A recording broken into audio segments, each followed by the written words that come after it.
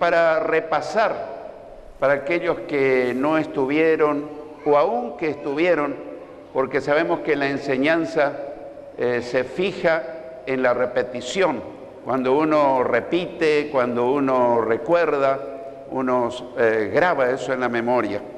Hemos visto hasta ahora que Dios es amor. Ya no vamos a buscar el texto bíblico porque ya lo hemos dado. En segundo lugar, hemos visto que Dios es luz, luz espiritual. En tercer lugar, Dios es verdad. Cuarto, hemos visto la demostración del amor de Dios hacia la raza humana, enviando a su Hijo Jesús para buscarnos, para perdonarnos, para salvarnos. 5, hemos visto que amar a Dios y a Jesucristo es amar también a los hermanos. Yo no puedo decir que amo a Dios y que amo a Cristo, pero tengo un resentimiento, tengo falta de perdón a un familiar, a un hermano, a alguien. Es incoherente pensar de esa manera. Así que amar a Dios y a Jesucristo es amar también a los hermanos y a todos en general, porque Jesús enseñó a amar aún a nuestros enemigos. 6, creer en Jesucristo es vivir en la luz. Yo no puedo decir que vivo en la luz y no creo en Jesucristo, o mejor dicho, yo no puedo decir que yo creo en Jesucristo y vivo en tinieblas. Hay una incoherencia en esa forma de pensar. 7, Dios nos exhorta a no pecar ni mentir. Alguien podría pensar, bueno, eso es bastante difícil. Yo diría que es imposible, pero con Dios es posible. Porque cuando nosotros nacemos de nuevo, tenemos una nueva naturaleza espiritual. La vieja naturaleza pecaminosa permanece, pero mengua, o debería menguar. Y debe tener preeminencia la nueva naturaleza espiritual, la que empezó cuando nosotros nacimos de nuevo. Así que nos exhorta a no pecar ni mentir. 8, Jesucristo es la palabra de vida, la cual existía desde antes de la creación del mundo.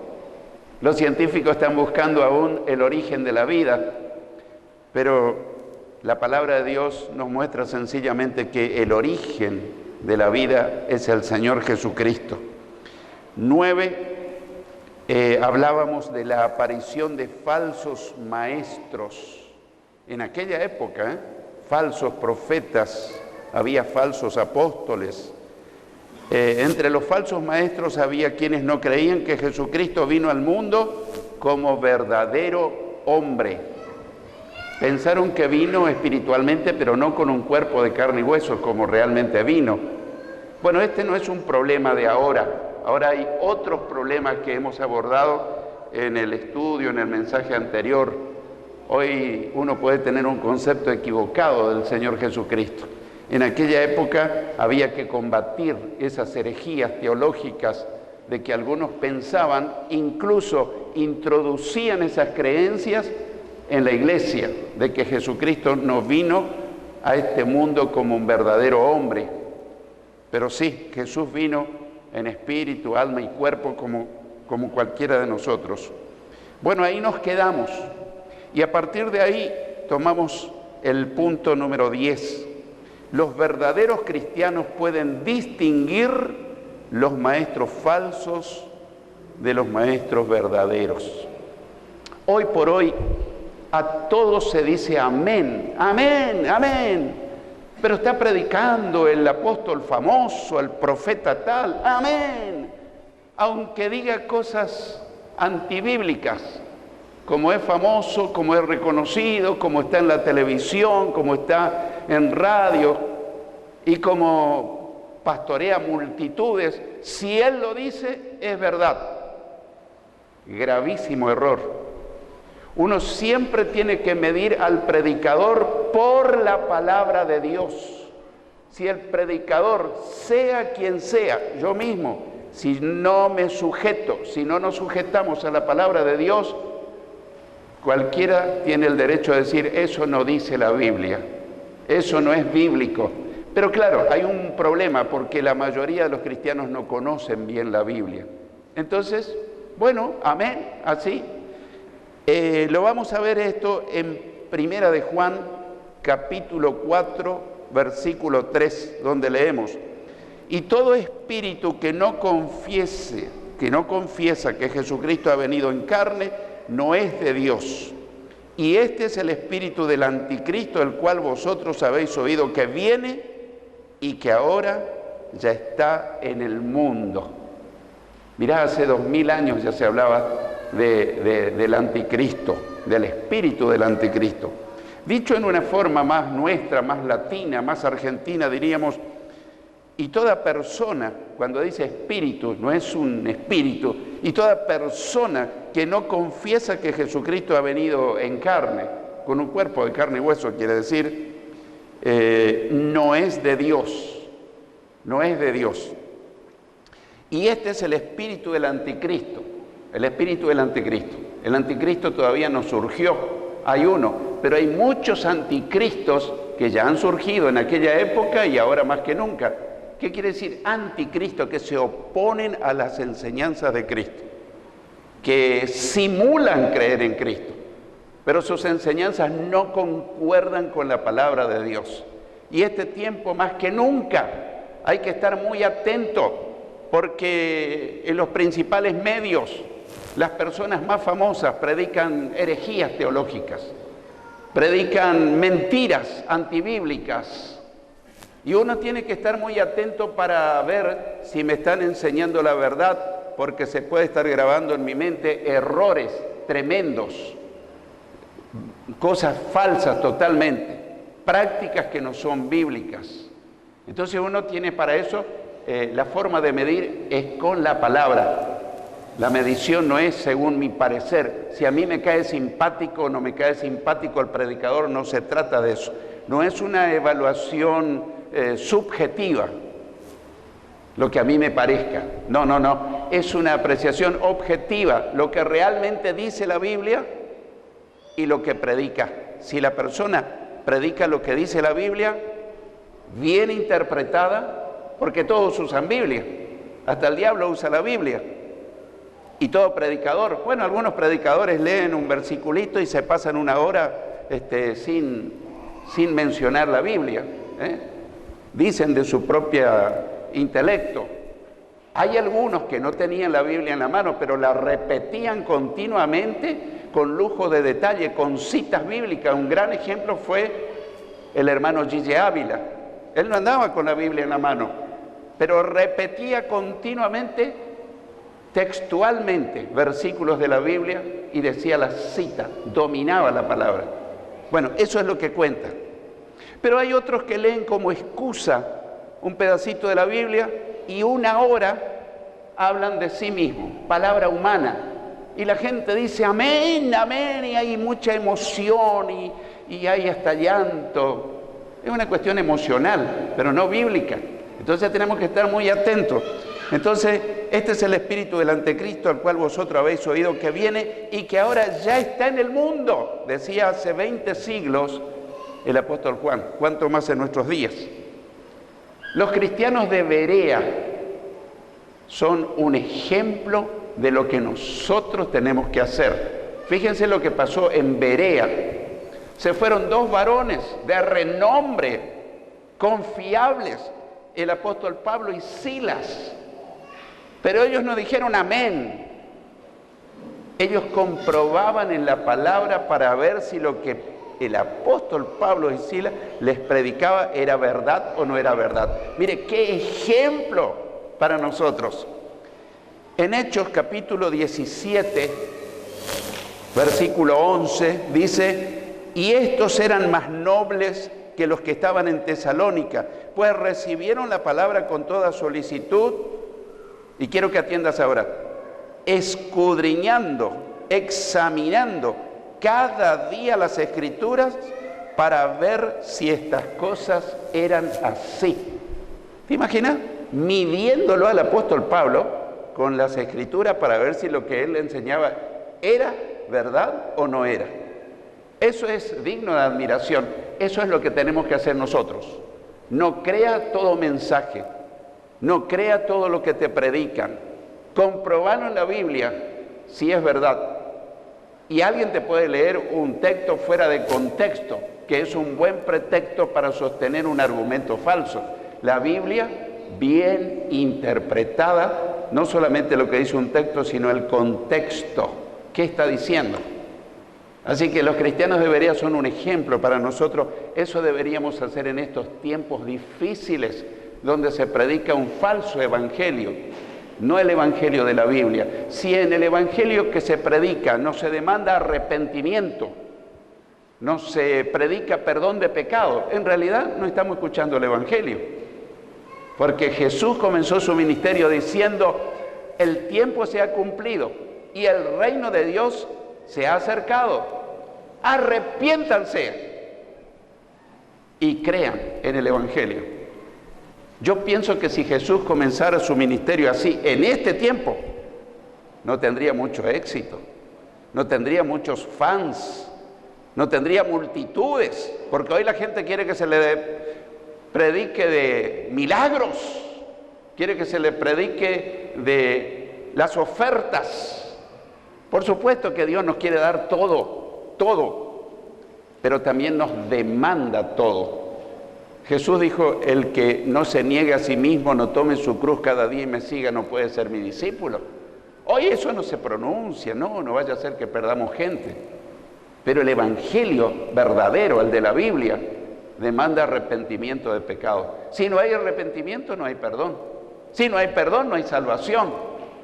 Y vos podés recibir milagros, prosperidad económica, pero si no tenés perdón de pecados, si no tenés vida eterna, te morís y te vas al infierno, no te vas al cielo. Y yo prefiero que vos entres al cielo, aunque en esta vida no te prospere tanto. Deseo que te prospere, deseo que haga milagros. Y Dios hace milagros, y Dios prospera, y Dios bendice. Pero si dejamos eso de lado, lo perdemos todo. Porque esta vida es pasajera, pronto termina. Y luego, ¿a dónde vamos? ¿Vamos al cielo? Me preocupa mucho que hay muchísima gente en las iglesias que no van a entrar al cielo, porque nunca se han convertido, no han nacido de nuevo. Y ahí es lo más difícil explicarle a una persona que ya está bautizada, que es miembro de iglesia y que no nació de nuevo, que no es salva. ¿Cómo se lo decís? Se te puede ofender, no va a entender. Tenemos que empezar de cero. ¿Y cómo sé si no nací de nuevo? Y soy el viejo mundano de antes, nada más que ahora soy evangélico. Pero sigo fornicando, sigo mintiendo, sigo adulterando, sigo mi vieja vida, Y esa persona no nació de nuevo. El verdadero cristiano no es que no peca nunca, alguna vez sin querer peca, pero no hace del pecado una práctica cotidiana. Dice: el que es nacido de Dios no practica el pecado, no hace del pecado una práctica. El que no es convertido se deleita en el pecado, aunque después le remuerde la conciencia. Hablando conmigo una persona me dijo: cada que caigo en fornicación me remuerde la conciencia, voy y le pido perdón, pero a la semana vuelvo a fornicar. Yo le dije: nunca te arrepentiste. Y el dolor de conciencia es un remordimiento que te está engañando. El verdadero arrepentimiento quiere decir un cambio de mentalidad. Reconozco mi pecado, me arrepiento, lo confieso y decido que no voy a volver a hacer eso. Le doy la espalda al pecado. Estoy arrepentido. Pero lo otro es un engaño. Me remuerde la conciencia porque procedí mal y luego vuelvo a caer en el mismo. Entonces en todas las iglesias hay mucha gente no convertida, y esto para mí constituye una seria preocupación. ¿Cómo le explico al que ya es miembro de iglesia, bautizado, que incluso puede tener algún cargo? Hay pastores no convertidos, hay pastores, hay líderes no convertidos, ¿Y qué va a pasar? Jesús dijo que el que no nace de nuevo no va a entrar al reino de Dios. Así que está en juego la eternidad, querido. Esto es muy importante. Así que es bueno distinguir los maestros verdaderos de los falsos. Hoy por hoy no se le habla de pecado ni arrepentimiento a la gente. No vaya a ser que se ofendan y se vayan. Yo prefiero hablar la verdad. No me es fácil. Te puedo asegurar que me resulta más agradable decirte: Dios te va a bendecir, de ahora en adelante todo va a cambiar en tu vida. Pero si no te arrepentís, si no le pedís perdón, si no sos fiel a Dios, yo sería el más grande embustero. Te estaría entreteniendo. Y después, lo más probable es que Dios me haga un juicio porque le estuve engañando a la gente. Pero pastor, usted vio los miles. Jesús dijo: esfuércense por entrar por la puerta angosta, porque muchos son los que caminan por el camino ancho. No debe impresionarnos las cantidades, sino la fidelidad de cada seguidor de Cristo. 11. La carta comunica seguridad. La primera carta del apóstol Juan se comunica seguridad a los cristianos y los anima a mantenerse unidos a Jesucristo. En 1 Juan 5, 12 y 13 leemos: el que tiene al Hijo tiene la vida. El que no tiene al Hijo de Dios no tiene la vida. Estas cosas os he escrito a vosotros que creéis en el nombre del Hijo de Dios, para que sepáis que tenéis vida eterna y para que creáis en el nombre del Hijo de Dios. Esta es una verdad irrefutable. Escuché a algunos teólogos. ¿Escuchaste lo que dije? Teólogos, PhD, doctorado en filosofía, decir en internet que uno no puede estar tan seguro si uno tiene la salvación o no. Ah, ¿no? Acá el texto me dice: el que tiene al Hijo, no el que cree, no el que sabe la historia, el que tiene al Hijo. ¿Qué dice? ¿Tendrá algún día vida eterna? Tiempo presente, tiene la vida. El que no tiene al Hijo de Dios no tiene la vida. No tiene la vida eterna. Estas cosas os he escrito a vosotros que creéis en el nombre del Hijo de Dios, para que sepáis que tenéis vida eterna. El tesoro más grande que Dios nos pudo haber regalado es la vida eterna, depositado en vasos de barro, en nosotros. Esto da deseo de decir: gloria a Dios, aleluya. Dios me dio un regalo tan grande. Me anotó en el libro de la vida. Soy ciudadano del cielo. En el momento de detenerse mi corazón y exhalar mi último aliento, estaré entrando por las puertas de gloria del cielo. ¿Porque merezco? No, porque Jesús me regaló la vida eterna, pero yo la tengo que cuidar. Hay algunos que dicen: bueno, no, si Dios ya te salvó, ya te regaló algo, no te lo va a quitar. Y yo digo que sí, así es. Lo que Dios te regala no te lo quita, pero vos lo podés perder. Vamos a suponer hipotéticamente que yo te regale $1.000.000. Es bien hipotético el tema porque no lo podría hacer, pero vamos a suponer que yo te regale $1.000.000. ¿Te parece coherente que yo ande detrás tuyo como un niñero y dice: cuidado, cuidado, cuidado, no lo pierdas, no lo pierdas? ¿Lo guardaste bien? Cuidado, cuidado. ¿Quién tiene que encargarse de cuidar? El que recibió el regalo. ¿Cómo escaparemos nosotros si descuidamos una salvación tan grande? Dios no es un niñero, ni en nuestra nodriza para que ande detrás nuestro. Cuidado, cuidado, no hagas esto, no. Él me regaló, pero yo tengo que cuidar mi salvación con temor, con temblor. La mayor farsa que hay esos del calvinismo, salvo para siempre salvo. Un día les voy a predicar y les voy a demostrar públicamente que eso es el mayor engaño satánico. Mucha gente se dejan estar, vive una vida light. No, yo soy salvo. Me enseñaron que si yo me salvé nunca más me puedo perder. Estrategia satánica. Hay que cuidar la salvación como el gran tesoro que hemos recibido. Sí, pero vos no tenés fuerza. Claro que no, pero Dios me ayuda a cuidar ese regalo. Acá dice el que tiene al Hijo. Y Jesús, yo conocí pastores que lo tenían a Jesús, pero un día se apartaron de Dios, cayeron en adulterio, están lejos de Dios en el pecado. Ah, ya sé que los calvinistas me van a decir, él nunca fue salvo. Ah, ¿no? Absurdo, pero no es mi tema, Ahora vendría la gran pregunta, ¿cómo sé que lo tengo a Jesús en mi vida?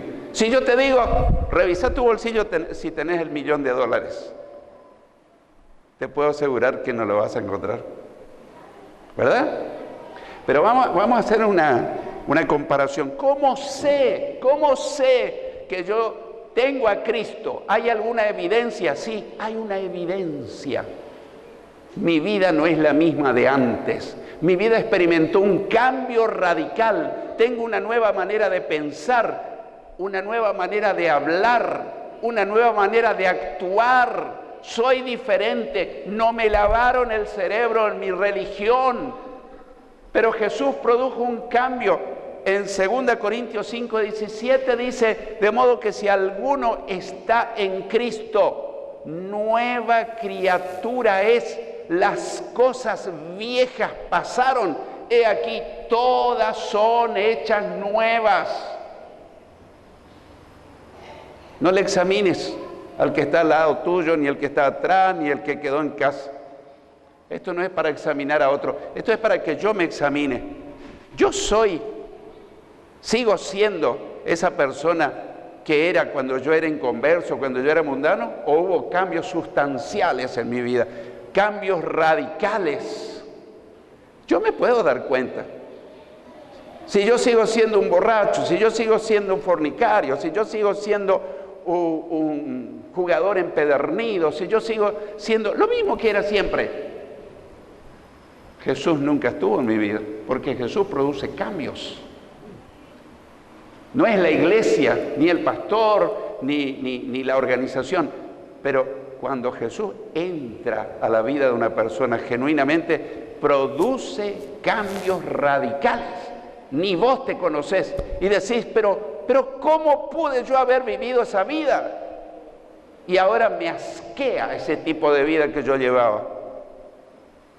En cambio, si no hay cambios, es probable que creas en Jesús, que estés convencido, pero no convertido. Entonces, ahí está la prueba. Así que tenemos esa seguridad cuando Cristo vive y transforma nuestra vida. 12. La unión con Cristo se demuestra con hechos, no con palabras. Yo puedo decir, hermano, ¿saben la comunión que yo tengo con Cristo? ¿Saben ustedes la comunión íntima? Escucho su voz, me habla, me da directivas. Pero luego, en mi vida práctica, ustedes se dan cuenta que no hay coherencia. Miren lo que dice Primera de Juan, capítulo 3, versículo 11 y luego 18. Porque este es el mensaje que habéis oído desde el principio, que nos amemos unos a otros. Hijitos míos, no amemos de palabra ni de lengua, sino de hecho y en verdad. Yo tuve una comunión. El Espíritu Santo me habló esta mañana y me llenó. ¿Cómo andás con el hermano fulano? Ese es otro cantar.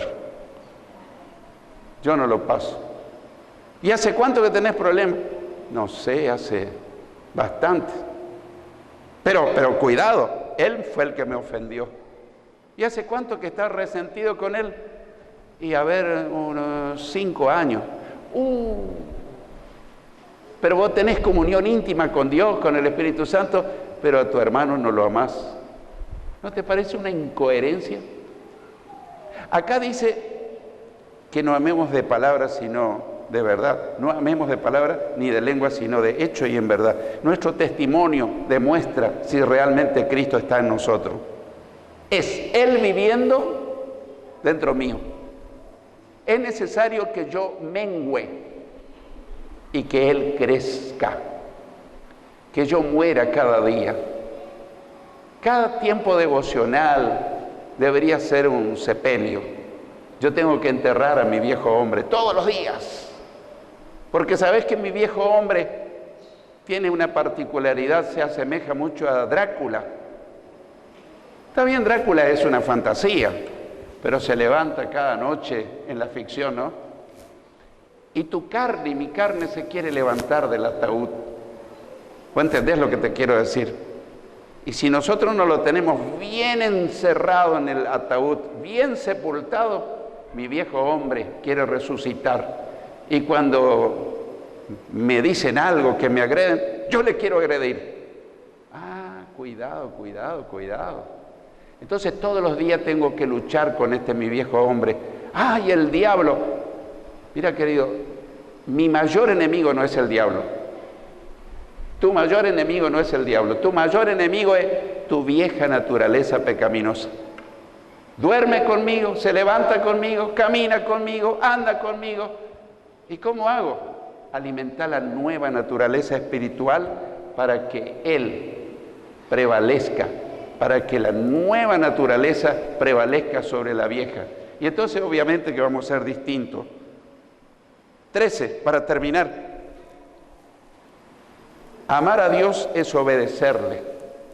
Amar a Dios es obedecerle.